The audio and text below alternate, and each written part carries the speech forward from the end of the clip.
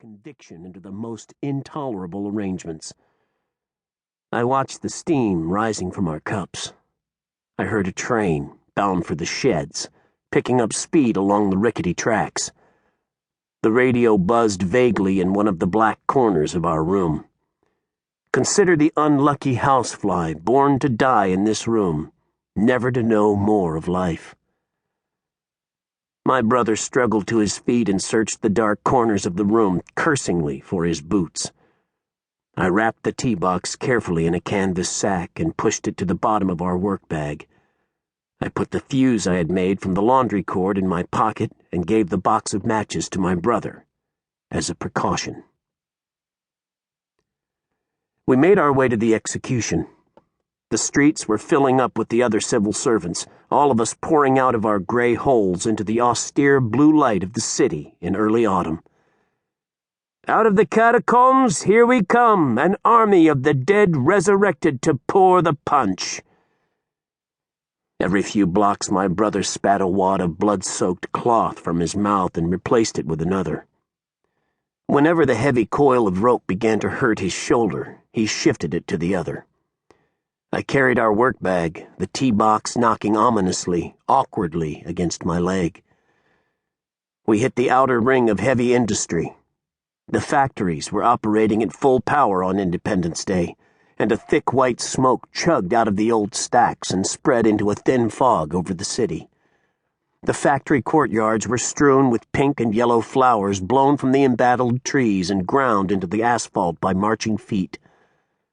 The bedraggling of the living world come autumn. In the distance, I could see the high wall of the prison, and beyond that the black-green line of the river. The closer we marched to the heart of the city, the more beautiful the world was. The smell of the ash-dusted loaves of bread cooling in the bakeries, the crisp, clean autumn air, and the harmless bell tones of the shop doors opening and closing block after block. The halved blood oranges arrayed on wooden spikes by the fruit vendors, the cherry-red taillights of industrious trucks idling in the street, the roadside weeds capped with sweet little flowers. Even the garbage-eating birds were puffed up with health and self-love. Our luckier brothers and sisters swarming around us now, bright-faced and in a rush, chugging out plumes of phantom breath as they hurried toward the park. Boys and girls were chasing after the cake carts as they rumbled down the street, the police horses shaking their harnessed heads, jostling the silver-threaded tassels braided into their forelocks for Independence Day.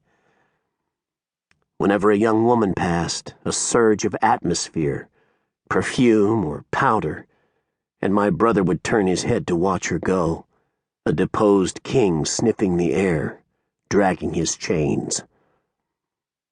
I carried our work bag. My brother hauled our rope. Young women watched us indifferently. Two civil servants doing their work. I've shifted our work bag on my shoulder and felt the reassuring knock of the gunpowder box. My brother and I climbed into the great tree and out onto the Reynolds branch.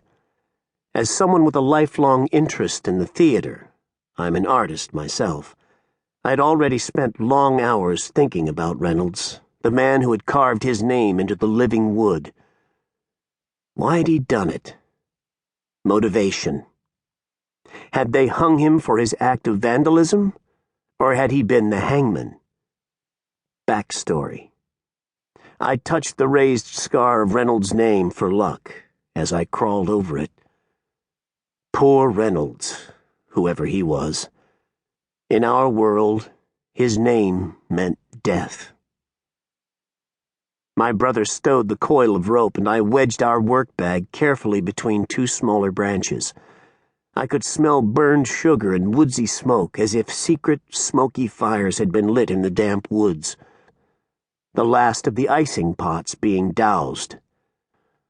I watched the families, those inviolate clusters of serene and healthy human beings who practice their craft in the spacious workshop of the family home and whose members boast expertise in all extremes: jealousy, resentment, devotion, concern.